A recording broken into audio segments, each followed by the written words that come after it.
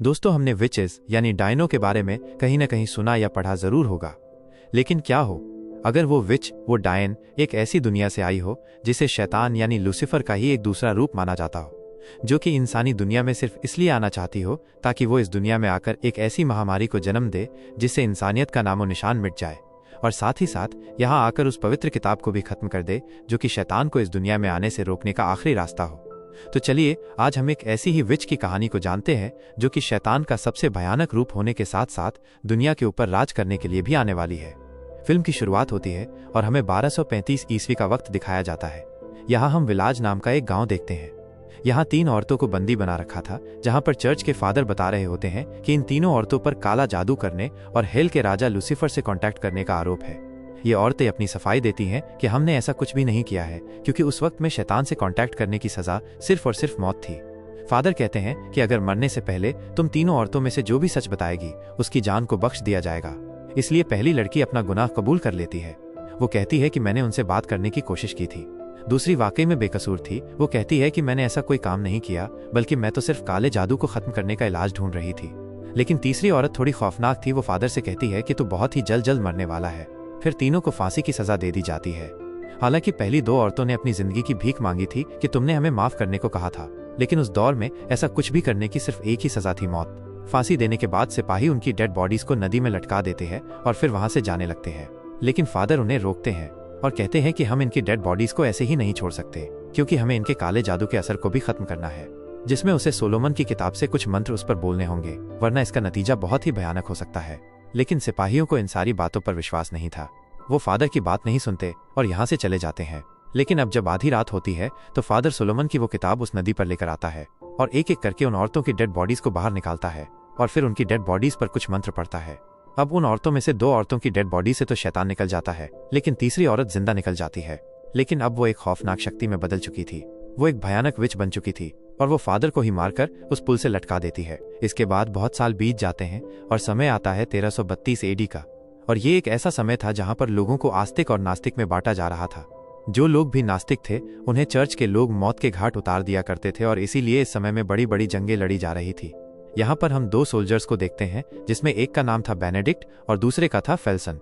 ये दोनों बहुत अच्छे दोस्त होते हैं और एक दूसरे का काफी ख्याल रखते थे। इन लोगों ने चर्च में शामिल होकर बहुत बहादुरी दिखाई। उन्होंने बहुत सारी जंगें एक साथ मिलकर जीती और अपनी बहादुरी का सबूत दिया। फिर सन 1344 में उन्होंने समरिया पर हमला किया। उन लोगों के साथ इनकी जंग हुई और इन्होंने बहुत बड़ी तादाद में यहाँ कत्लेआम किया। लेकिन इस जंग में इन लोगों को बहुत जल्द पता लग जाता है कि इनके खिलाफ लड़ने वाले कोई सिपाही नहीं है, बल्कि वो आम इंसान है। वो औरतें और बच्चे थे और ये बात इन्हें तब पता लगी जब बेनेडिक्ट की तलवार एक औरत के पेट में जा लगी। फिर जब ये अपने आसपास बच्चे और औरतों की डेड बॉडीज देखते हैं तो इन्हें काफी गहरा सदमा लगता है और इन सारी चीजों का कसूरवार वो अपने लीडर को समझते हैं कि उसने इनसे ये सब करवाया। वो उससे कहते हैं कि हम मासूमों की जान लेने के लिए इस जंग में शामिल नहीं हुए थे और धर्म के नाम पर हम इन लोगों के साथ जुल्म नहीं करेंगे। इस फैसले के बाद ये दोनों बगावत पर उतर आए और अपनी सेना को छोड़कर यहाँ से चले गए। वो अपने देश वापस लौट जाते हैं। उन्होंने चर्च के कानूनों का पालन नहीं किया, इसलिए वो बागी बन गए। लेकिन अब उन्हें छिपकर रहना पड़ रहा था, क्योंकि ईसाई मजहब एकदम पीक पर था और उनके कानून भी बहुत सख्त थे। यानी कि उनके कानून ना मानना एक धोखा था और ऐसा करने पर सजाए मौत की सजा सुनाई जाती थी। अब ये लोग स्टीरिया से गुजर रहे होते हैं तो उन्हें वहां पे रास्ते में जंगल में एक घर नजर आता है, तो वो मदद के लिए वहां जाते हैं। लेकिन वहां वो ये सब देखकर हैरान और परेशान हो जाते हैं कि उस घर में रहने वाले हस्बैंड और वाइफ किसी बुरी बीमारी की चपेट में आ चुके थे और उन दोनों की डेड बॉडीज की हालत यहाँ पर काफी खराब थी। स्टीरिया का माहौल लेना काफी अजीब लगता है, क्योंकि यहाँ के लोग काफी डरे सहमे नजर आ रहे थे और वो इन डेड बॉडीज को दफनाते भी नहीं थे, बल्कि एक जगह पर उन्हें इकट्ठा कर रहे थे। इनमें से बहुत सारे लोग रहम की दुआएं मांग रहे थे और बहुत सारे अपने आप को ही जख्मी कर रहे थे, क्योंकि फेल्सन और बेनेडिक्ट बस अभी इस गांव में आए थे। उन्हें कुछ अंदाजा नहीं था कि यहाँ क्या चल रहा है। फिर ये दोनों यहाँ के एक सैनिक से मिलते हैं और वो उन्हें बताता है कि इस जगह पर एक बहुत ही खतरनाक तरह की बीमारी फैल गई है। इस बीमारी के चलते लोगों का जिस्म गलने और सड़ने लग रहा है और ये बीमारी पिछले 3 सालों से अपना जोर दिखा रही है। साथ ही वो ये भी बताता है कि इसी बीमारी की वजह से मेरी पूरी फैमिली की जान चली गई। खैर, अब ये दोनों यहाँ पर इस जगह से कुछ सामान इकट्ठा करते हैं, लेकिन उनकी तलवार एक सिपाही की नजर में आ जाती है। वो उन्हें पहचान लेता है और जब वो इस जगह को छोड़कर जा रहे होते हैं तो इस जगह के सिपाही इन्हें घेर लेते हैं। वो इन्हें पकड़कर अपने बादशाह के सामने ले आते हैं और बादशाह भी अछूता नहीं था। वो भी इस बीमारी का शिकार हो चुका था। बादशाह को फेल्सन और बेनेडिक्ट के बारे में पता होता है कि ये दोनों बहुत बहादुर सिपाही हैं, लेकिन अब वो बगावत पर उतर आए हैं। बादशाह इनसे कहता है कि ये बीमारी जहन्नम से आई है, जिसे कि एक औरत इस दुनिया में लेकर आई है, जिसे हमने कैद कर रखा है। साथ ही वो ये बताता है कि इस बीमारी का तोड़ सोलोमन की किताब में है और वो किताब जेबिक में है, और इसीलिए हमें उस विच को जेबिक ले जाना होगा और वहां के जो लीडर हैं वो ये डिसाइड करें कि इनके साथ आखिर क्या करना है। लेकिन हमारे सिपाही ये नहीं कर सकते क्योंकि हमारे सिपाहियों पर असर जल्दी हो रहा है। बादशाह उनसे कहता है कि अगर तुम दोनों हमारा ये काम कर दो तो चर्च से सारे गुनाह तुम्हारे खिलाफ जो है वो खत्म कर दिए जाएंगे। लेकिन बेनेडिक्ट ये काम करने से इनकार कर देता है क्योंकि अभी भी उसके दिल में उस आखिरी जंग का सदमा था। लेकिन इनका इनकार सुनकर इस बादशाह को गुस्सा आ जाता है, इसलिए वो इन दोनों को एक जेल में कैद करवा देता है। लेकिन यहाँ इस जेल में वो विच भी होती है। ये लड़की देखने में विच नहीं लग रही थी, लेकिन बेनेडिक्ट को उस पर तब बहुत तरस आता है जब वो आधी रात में अपने जख्मों की वजह से कांप रही होती है। वो बहुत चीख चिल्ला रही होती है, इसलिए बेनेडिक्ट उस पर तरस खाकर बादशाह को इस काम के लिए हाँ कह देता है और यहाँ से जेबिक तक 11 दिन का सफर था। इनके साथ जाने के लिए एक प्रीस्ट और वहाँ का एक सिपाही भी शामिल हो जाता है। इनके पास उस जगह का कोई आइडिया नहीं था सिवाय एक मैप के, लेकिन बेनेडिक्ट को नक्शों पर विश्वास नहीं था। उसे एक इंसान चाहिए था जो पहले वहां जा चुका हो, और इस डिमांड पर एक अपराधी सौदागर उनकी मदद करता है क्योंकि वो 9 साल पहले वहां पर जा चुका था और उसे पूरे रास्ते भी पता थे। वो अब टोटल 5 लोग होते हैं और विच को एक जाल में बंद करके यहाँ से ले जाने लगते हैं। अब दिखने में ये लड़की किसी को भी विच नहीं लग रही थी सिवाय उस प्रीस्ट के, क्योंकि वो जानता था कि एक भरी पूरी डायन है। अब सफर के दौरान इस जगह पर रहने वाला ही एक लड़का उनका पीछा कर रहा होता है क्योंकि वो भी वहां पर जाना चाहता था।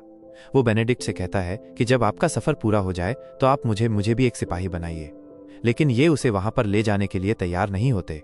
इसके बाद फेल्सन उसकी तलवारबाजी का इम्तिहान लेता है जिसमें वो बहुत अच्छा निकलता है। ये देखकर बेनेडिक्ट भी उससे इम्प्रेस हो जाता है और साथ ले जाने के लिए तैयार भी। और रात काफी हो चुकी थी और ये लोग एक जगह पर रुककर बारी बारी से उस डायन पर पहरा दे रहे थे। अब इनमें से सबसे पहली बारी यान की होती है और यहाँ पर यान फादर को अपनी मरी हुई बेटी की बात बताता है। ये बात ये चुड़ैल भी सुन रही थी और यान को ये चुड़ैल अपनी बेटी जैसी लगती थी। ये सोचकर ही वह विच को आजाद करने के लिए जा रहा होता है, लेकिन तभी वह अपने हाथ उन सलाखों से बाहर निकालती है और यान को जकड़ लेती है, जिसे बचाने के लिए वह फादर आगे बढ़ता है, लेकिन वो विच उसे भी जख्मी कर देती है। उसके गले में बग्गी की चाबी होती है, वो उसे निकालकर यहाँ से भाग जाती है। ये सब शोर सुनकर फेल्सन और बेनेडिक्ट भी जाग जाते हैं। अब वो इनके पास आते हैं, लेकिन अब तक वो डायन यहाँ से भाग चुकी थी। इस जगह के नजदीक ही एक गांव होता है, वो वहां पर छिप जाती है। ये सभी लोग पकड़ने के लिए उसके पीछे जाते हैं, लेकिन वो किसी के हाथ नहीं लग रही थी क्योंकि वो बार बार गायब हो जाती थी। यहाँ पर यान को अपनी मरी हुई बच्ची दिखाई देने लगती है। वो काफी बुरी हालत में होती है और मदद के लिए अपने फादर को बुला रही होती है, लेकिन वो उसकी बेटी नहीं होती, बल्कि वो विच उसे वो विजन दिखा रही थी। लेकिन यान को ये सब सच लग रहा होता है। वो उन आवाजों के पीछे भागता है, लेकिन वो लड़का हाथ में तलवार लेकर खड़ा होता है जो इनके साथ आया था। यान को वो लड़का नजर नहीं आता और तलवार उसके पेट में घुस जाती है। ये देखकर बेनेडिक्ट काफी हैरान हो जाता है क्योंकि यान क्यों नहीं रुका। वो चुड़ैल उसे झूठे विजन दिखा रही थी और हालांकि यान तो उसे खोलने के लिए भी जा रहा था, लेकिन उसने तो यान को ही मार दिया। खैर, अब उसके मरने के बाद ये लोग दोबारा उस लड़की को कैद कर लेते हैं, जो कि इनसे यहाँ पर काफी रिक्वेस्ट करती है कि उसे छोड़ दिया जाए। इस लड़की को दोबारा उस पिंजरे में बंद कर दिया जाता है।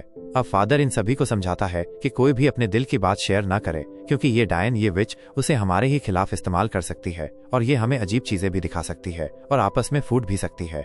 अब इनके सफर के दौरान ये एक पहाड़ी रास्ते से गहरी खाई के पास से गुजरते हैं, लेकिन उसे पार करने के लिए, उसके ऊपर से गुजरने के लिए जो रास्ता था वो बहुत पुरानी रस्सियों से बनाया हुआ लकड़ियों का एक पुल था।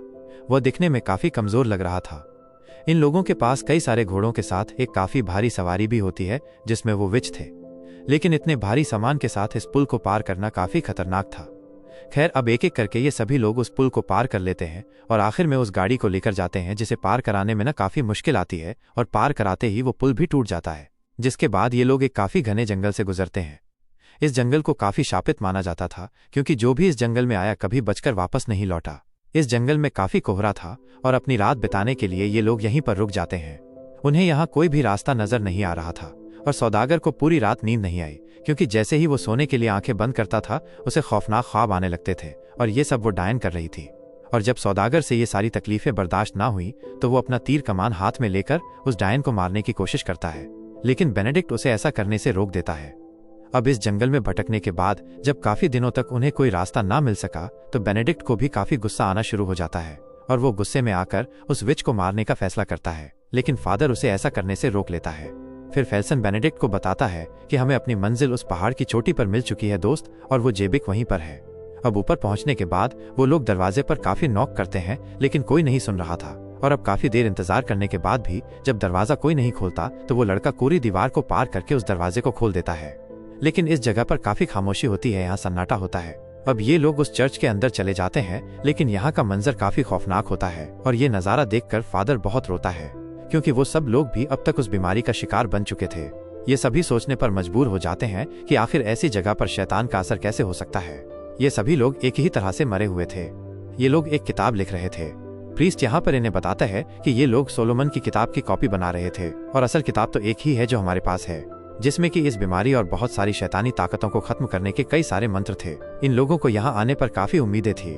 प्रीस्ट कहता है कि ये किताब ही हमारी आखिरी उम्मीद है। बेनेडिक्ट कहता है कि ये जो लोग मर गए हैं ये काफी बदकिस्मत थे, और अब तुम ही हो जो हमें इस मुसीबत से निकाल सकते हो। इसके बाद पादरी उस किताब को खोलता है और मंत्र पढ़ना शुरू कर देता है, लेकिन इन मंत्रों का उस डायन पर कोई असर नहीं होता, और अब उसकी आवाज भी आदमियों जैसी हो गई थी, और वो बेनेडिक्ट के अंदर छिपी उसकी सारी बुराइयों को उसके सामने लाके रख देती है। इस डायन के अंदर एक शैतानी रूह होती है, और यहीं पर सारे राज खुल जाते हैं। अब यहाँ प्रीस्ट को समझने में देर नहीं लगती कि ये सिर्फ कोई डायन नहीं है, बल्कि इसके अंदर शैतानी रूह का कब्जा है, जो कि और कोई नहीं बल्कि नर्क का देवता लूसीफर है, और इसी ने ये सारी बीमारी फैलाई है, और अब जहन्नम से निकलकर ये इस दुनिया में आना चाहता है। ये इतनी ज्यादा पावरफुल थी कि ये डायन पहले ही इन सभी को मार सकती थी, लेकिन उसने पहले ऐसा नहीं किया, बल्कि जो भी उसके रास्ते में आया उसने एक एक करके उन सबका सफाया किया। अब यहाँ पर जैसे जैसे फादर उन मंत्रों को पढ़ते जा रहे थे तो वैसे वैसे ये शैतान और भी ज्यादा पावरफुल होता जा रहा था, और वो अपने पूरे असली रूप में आ चुकी थी, और वो अपने केज को पिघलाकर बाहर निकल आती है। वो फादर के ऊपर अटैक कर देती है, लेकिन फादर के पास एक होली वाटर था। फादर उस पानी को उसके ऊपर डालता है, जिससे वो यहाँ से उड़ जाती है। फादर कहते हैं कि मुझे इस होली वाटर की और जरूरत है। अब ये सभी लोग चर्च के अंदर पहुंचते हैं। अब अंदर जाकर ये लोग बहुत सारा होली वाटर इकट्ठा कर लेते हैं, और फादर फिर से उन मंत्रों को पढ़ना शुरू करता है। और अब ये मंत्र किसी विच के लिए नहीं पढ़े जा रहे थे, बल्कि ये मंत्र अब शैतान के लिए पढ़े जा रहे थे।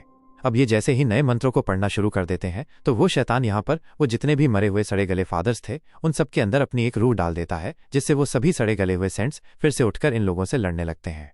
अब फेल्सन और बेनेडिक्ट डटकर इनका मुकाबला करते हैं, लेकिन एक वक्त ऐसा आता है जब इन सभी शैतानों ने सोलोमन की बुक्स को जलाना शुरू कर दिया, और इसी के साथ वो उस प्रीस्ट को भी मार देते हैं। लेकिन तब यहाँ पर कोरी सोलोमन की उस होली बुक को उठा लेता है और मंत्र पढ़ना जारी रखता है, जिससे कि अंदर फेल्सन और बेनेडिक्ट उस शैतान से लड़ पा रहे थे। लेकिन वो शैतान फेल्सन को जकड़ लेता है और उसे पूरी तरह से जलाकर राख कर देता है। वहीं अब बेनेडिक्ट ने उस शैतान के पंखों में चाकू मार दिए थे, और वो शैतान भी बिना रुके बेनेडिक्ट के ऊपर हमले करता जा रहा था।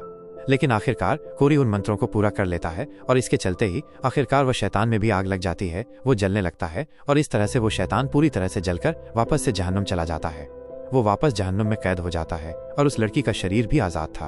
अब बेनेडिक्ट मरने से पहले कोरी से बोलता है कि इस लड़की का ध्यान रखना। आखिरकार अब सुबह हो जाती है, और अब कोरी ने उन तीनों लोगों का फ्यूनरल कर दिया था। वो लड़की यहाँ से जाने से पहले कोरी से कहती है कि मैं तुम लोगों को नहीं जानती हूँ, लेकिन मेरी जिंदगी अब तुम लोगों की कर्जदार है। अब जाने से पहले कोरी वहां से सोलोमन की आखिरी बुक अपने साथ ले जाता है, और इसी के साथ अब देखते देखते स्टीरिया गांव से वो महामारी भी पूरी तरह से गायब हो जाती है। लोगों का बस इतना ही मानना रह गया कि एक महामारी आई और चली गई, लेकिन वो इसके पीछे की सच्चाई कभी नहीं जान पाए कि ये सब एक शैतान ने किया था, और कुछ बहादुर लोगों ने अपनी जान देकर इंसानियत को बचाया था। और इसी के साथ ये फिल्म या कहानी यहाँ खत्म हो जाती है।